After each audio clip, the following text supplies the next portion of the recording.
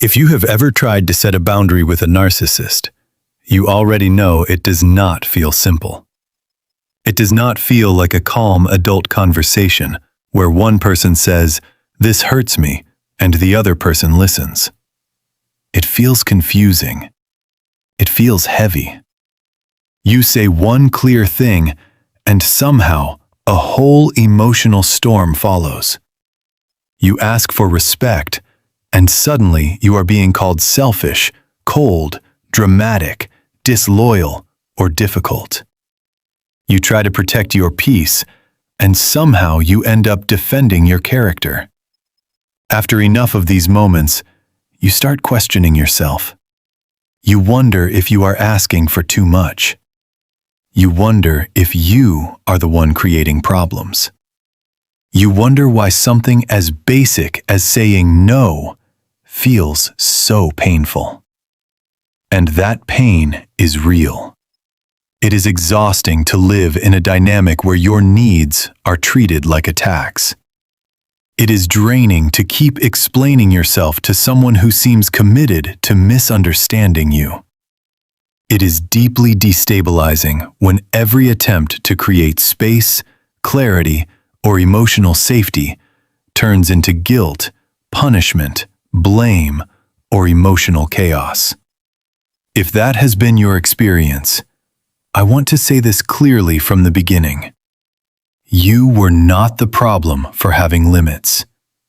You were not too much for wanting respect.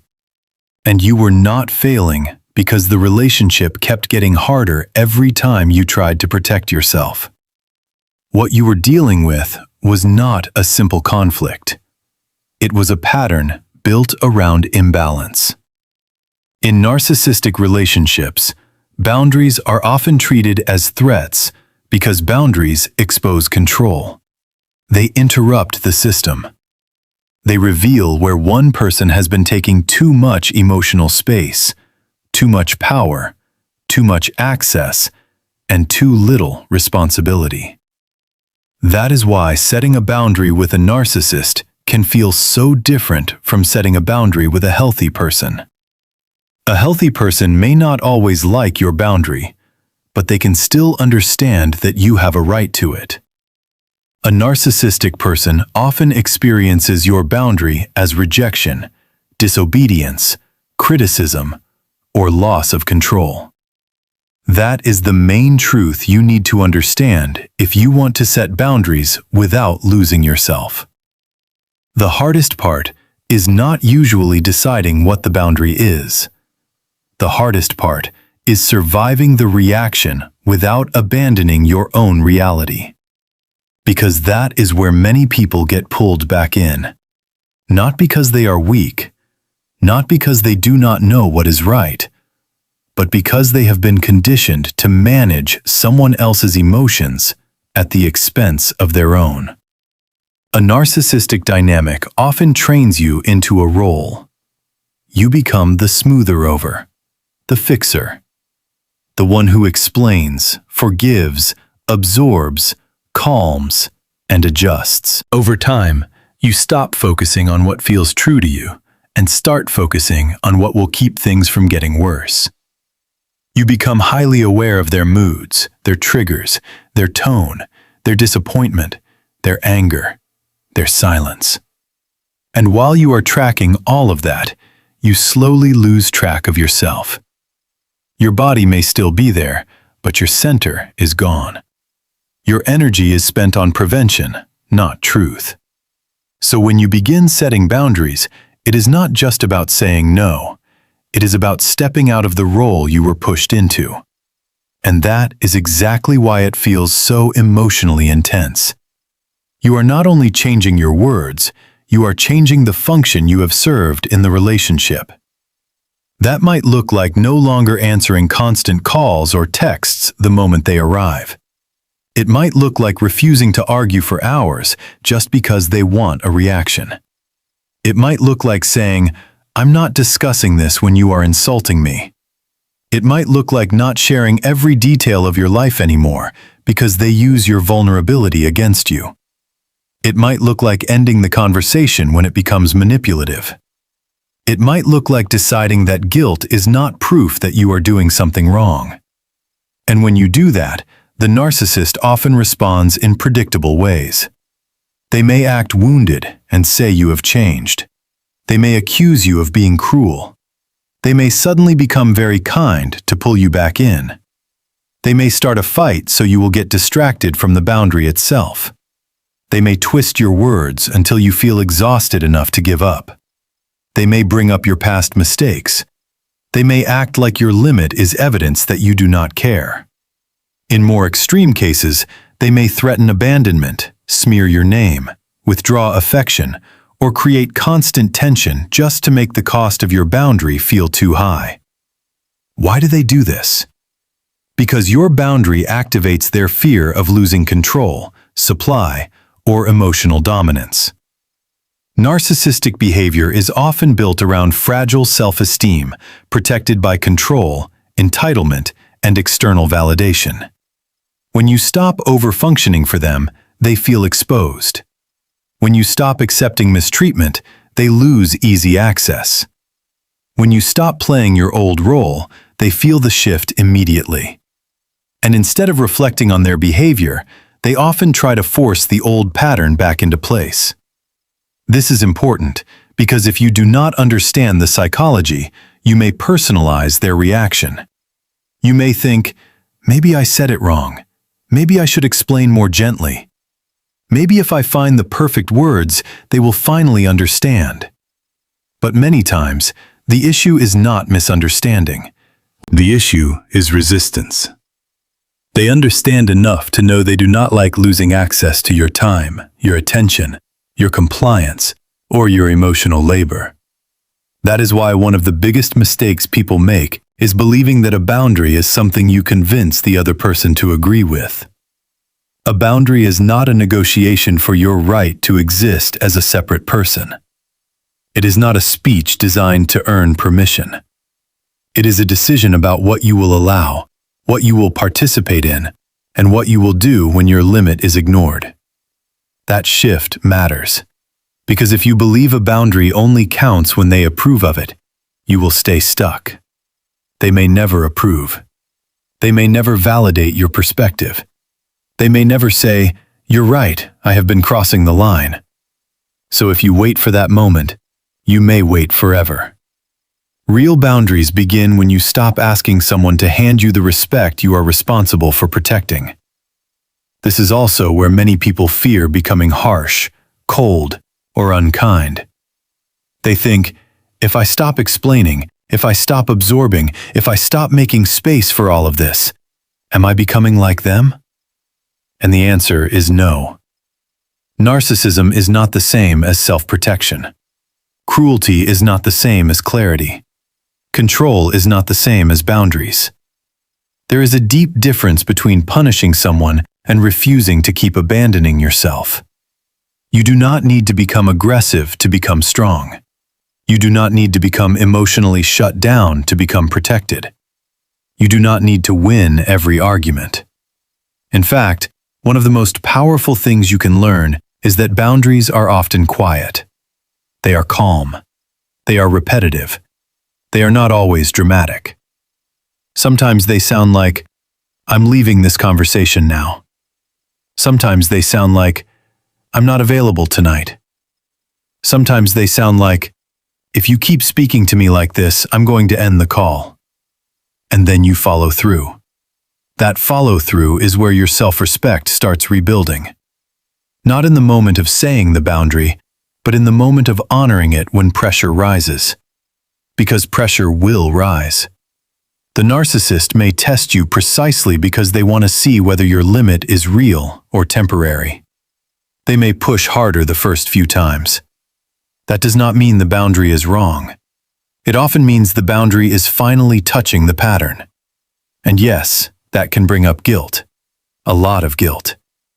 Because if you have been trained to believe that your job is to keep the peace, then protecting yourself will feel wrong at first. But guilt is not always a moral signal. Sometimes guilt is just a symptom of breaking conditioning. Sometimes it is the emotional discomfort of doing something healthier than what you were taught to do. You may also feel grief. Not only grief for what happened, but grief for what you kept hoping would happen. Grief that they still do not hear you. Grief that even simple respect feels like too much to ask. Grief that you spent so much time trying to be understood by someone committed to preserving their own version of reality. That grief is valid. Because healing is not just about leaving pain behind. It is also about mourning the fantasy that if you just loved better, explained better, waited longer, or sacrificed more, the relationship would finally become safe. A huge part of boundary work is learning to stop confusing intensity with intimacy. Narcissistic relationships often feel emotionally intense. There are highs and lows, closeness and distance, drama and relief, pain and reconciliation. That intensity can create a powerful bond, but it is not the same thing as love, trust, or emotional health.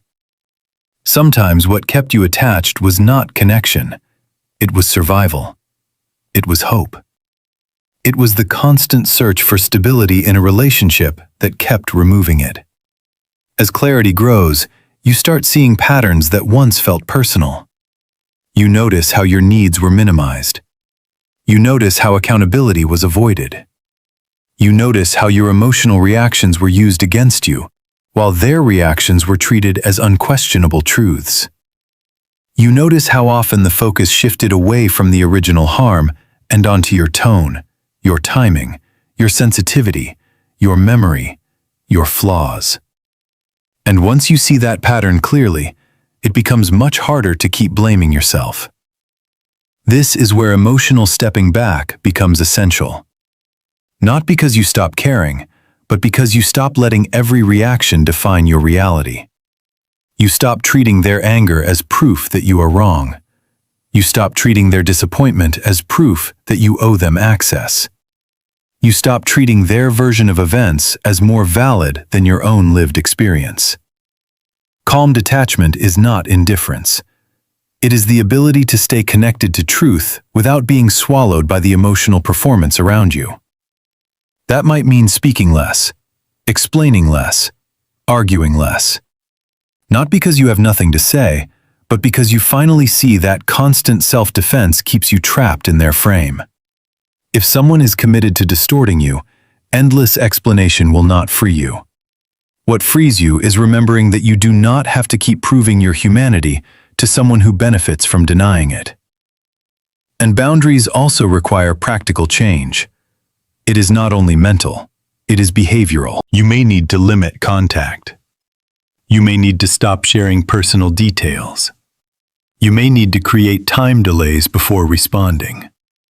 You may need to leave the room, the call, the text thread, or the relationship itself. You may need support from trusted people who can help you stay grounded when guilt or confusion rises. Because healing from a narcissistic dynamic is not just about insight. It is about building a life where your nervous system no longer has to stay on guard all the time. The deeper goal is not to control the narcissist better. It is to stop losing yourself in response to them. That is a major difference. Many people begin this journey thinking, how do I say this so they will finally respect it? But over time, the real question becomes, how do I stay rooted in myself whether they respect it or not? That is where your power returns, not in changing them, in no longer disappearing for them. You are allowed to be a full person. You are allowed to have preferences, limits, needs, privacy, and emotional boundaries. You are allowed to say no without writing a whole legal defense for it. You are allowed to leave conversations that become abusive. You are allowed to stop participating in your own erasure. And you do not need someone else's approval to begin. Will it always feel peaceful right away? No. Sometimes boundaries create more discomfort before they create peace, especially when they disrupt a deeply unhealthy pattern. But that discomfort has a different quality than the pain of self-betrayal. One leads to freedom. The other keeps you stuck. Over time, something begins to change. You stop feeling responsible for every emotional storm. You stop chasing resolution from someone who uses confusion as power. You start trusting your perception again. Your body gets a chance to unclench. Your mind gets quieter. You begin noticing that peace does not come from finally saying the perfect thing. It comes from no longer abandoning yourself just to keep someone else comfortable. And that is the healing. Not becoming hard. Not becoming bitter. Not becoming someone who never feels again. Healing is becoming steady. It is learning that self-respect can be calm. It is learning that love without boundaries is not love that protects you. It is learning that peace is not selfish. It is necessary. If you are setting boundaries with a narcissist right now, and it feels messy, painful, or unfamiliar, that does not mean you are failing. It may mean you are finally stepping out of a pattern that trained you to disappear. Stay close to what is true. Stay close to what your body already knows. Stay close to the part of you that is tired of confusing suffering with loyalty. You do not have to lose yourself to keep the relationship. And if a relationship only works when you have no boundaries, no voice, no separate reality, then what it was preserving was never real connection. Real healing begins when you stop fighting to be accepted in a space that requires your self-erasure. Your boundary is not the problem. Your clarity is not the problem. Your need for peace is not the problem. The real problem was the pattern that taught you to mistrust yourself every time you tried to protect your heart. You are allowed to choose a different pattern now. One built on truth. One built on self-respect. One built on emotional safety. And even if that path feels lonely at first, it leads somewhere the old pattern never could. It leads